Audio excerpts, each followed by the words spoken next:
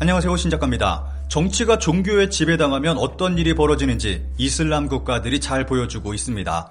이 가운데 인도네시아에서도 황당한 법률이 통과돼 인도네시아 국내만이 아니라 세계적 이슈가 되고 있습니다.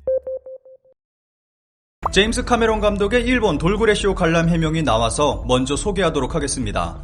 제임스 카메론이 아바타2 돌고래쇼의 침묵을 깼다. 나는 분노하고 있었다. 아바타와 일본을 둘러싼 논란을 두고 드디어 카메론 감독이 입을 열었고 또다시 세계적 논란이 일고 있습니다. 이번 일본 행사에서 돌고래쇼가 등장했고 일본만이 아니라 카메론 감독까지 함께 비난받았습니다.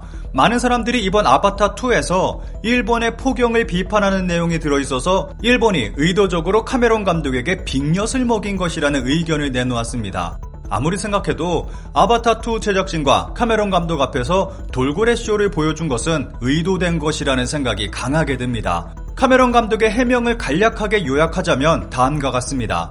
돌고래쇼에 관한 건 사전에 전혀 듣지 못했고 무대에 나오고 나서야 깨닫게 됐다. 그래서 나는 모든 돌고래에게 쇼를 참가하기 위한 동의를 받았을 것이다 라고 비꼬아서 말했지만 속으로는 분노가 일었다. 하지만 나는 그 자리에서 대형 논란을 만들고 싶지는 않았다.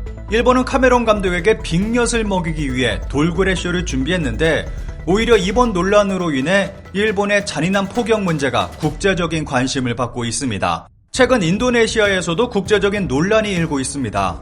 우선 인도네시아의 KF21 사업 미납은 지속되고 있는 가운데 반가운 소식이 들려왔습니다. 지난 11월에는 약 3년 10개월 만에 약속 이행 담보금 명목으로 약 94억 원을 방사청에 납부했습니다.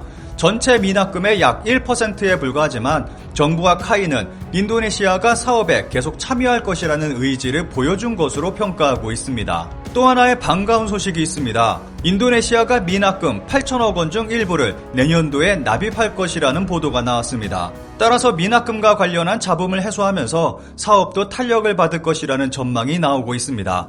외신 등에 따르면 인도네시아 재무부는 내년도 예산안에 KF21 개발비용 분담금을 책정했습니다. 인도네시아 재무부 예산국장은 인도네시아 현지 매체 CNBC 인도네시아와의 인터뷰에서 KF21 보라매에 대한 개발비용 분담액이 2022년과 2023년에 할당됐다며 분담금 지급과 관련한 모든 것이 국방부에 제출됐다라고 밝혔습니다. 하지만 자세한 납입금 규모 등은 공개되지 않았습니다. 이런 인도네시아에서 최근 황당한 법률이 통과돼 인도네시아 국내만이 아니라 세계적 이슈가 되고 있습니다. 이슬람 국가들의 특징이 있다면 정치가 종교에 지배당하고 있다는 것입니다. 법은 종교를 중심으로 만들어지고 종교의 교리가 곧 법이 되기도 합니다. 이러한 이유로 이번 카타르 월드컵에서도 많은 논란이 일었습니다. 카타르 월드컵 개막전에서 에콰도르가 개최국 카타르를 2대0으로 앞서자 에콰도르 관중들은 일제히 우리는 맥주를 원한다 라고 소리쳤습니다. 카타르 월드컵 기간 경기장에서 맥주 판매를 금지하자 나온 반응이었습니다.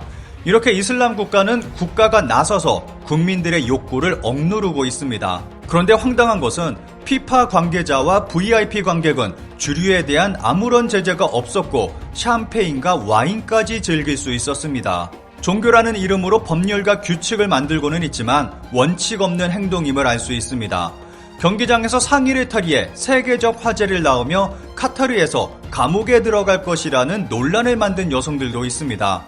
카타르 월드컵 결승전에서 아르헨티나가 프랑스를 극적으로 꺾고 우승컵을 들어올리자 광중석에서 상의를 탈의했는데 이것이 전세계 TV로 생중계되며 유명해진 것입니다. 이 모습이 방송되고 난 후 이 두 여성이 카타르의 감옥에 갈 것이라는 예상이 나왔습니다. 카타르 정부는 카타르에 방문하는 사람들이 공공장소에서 과도하게 신체를 노출하는 의상을 금지했기 때문입니다. 그런데 이들 여성은 다행히 아르헨티나행 비행기에 탑승해 집으로 돌아갈 수 있었습니다.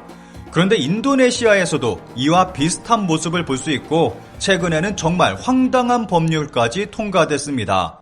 인도네시아 의회가 지난 12월 6일 624개 조항으로 구성된 형법 개정안을 통과시켰습니다. 인도네시아 입법자들은 네덜란드 식민지 시절로까지 거슬러 올라가던 오래된 형법을 대처했다며 자축했지만 막상 내용을 들여다보면 근대화를 이뤘다고 보기 어려운 대목이 적지 않습니다.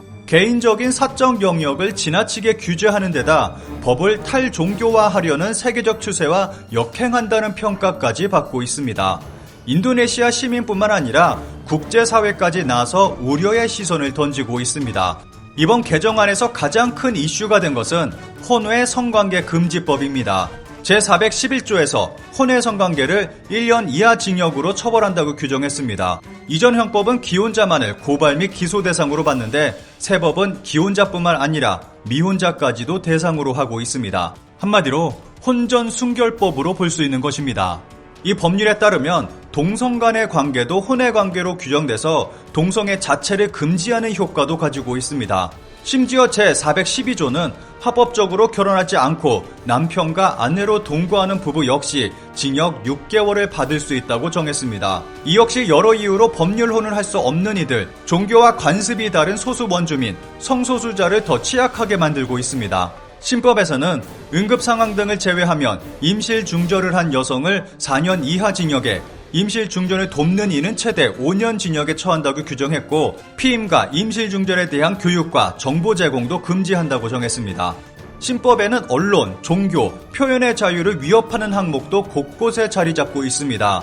이 법안은 2019년도 통과를 목표했고 당시 수십만 명이 거리로 나와 반대 시위를 벌였습니다. 이후 코로나로 후지부지되고 최근 법률이 통과된 것입니다.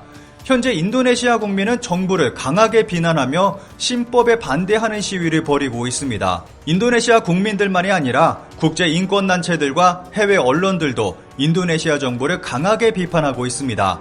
유엔은 성명서를 통해 해당 법이 인권 침해를 할 수 있다고 밝혔습니다. 유엔은 특정 조항이 법의 평등한 보호와 종교의 자유, 표현의 자유, 사생활의 권리 등 기본적인 인권과 양립할 수 없다고 말했습니다. 이 신법은 인도네시아만이 아닌 우리에게도 적용될 수 있어서 세계적 논란이 되고 있습니다. 이번 신법의 가장 큰 이슈인 혼외 성관계 금지법은 인도네시아인만이 아니라 외국인까지 포함되고 있어서 인도네시아 관광산업에 큰 타격을 줄 것이라는 우려가 나오고 있습니다. 법적 혼인관계가 아닌 외국인 남녀가 함께 숙박한다면 인도네시아 법을 어기게 되는 것입니다.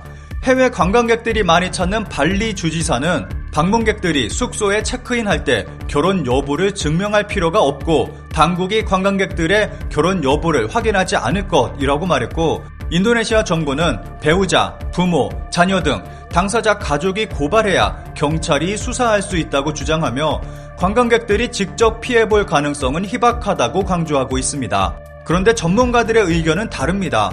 외국인도 충분히 신법의 올가미에 걸려들 수 있다고 말하고 있습니다. 싱가포르 유소포 이스학 연구소의 DC 시만드 준탁 박사는 뇌물을 노리고 특정 산업이나 호텔을 표적으로 삼는 선택적 집행이 이루어질 수 있다라고 밝혔습니다. 한마디로 신법을 악용한 셋업 범죄가 벌어질 가능성이 있다는 것입니다. 인도네시아 정부는 대중을 통제할 방법으로 종교를 이용한 신법을 만들었습니다. 이 법으로 언론, 종교, 표현의 자유를 억압하고 있고 심지어는 개인의 침대 속까지 관리의 대상으로 삼고 있습니다.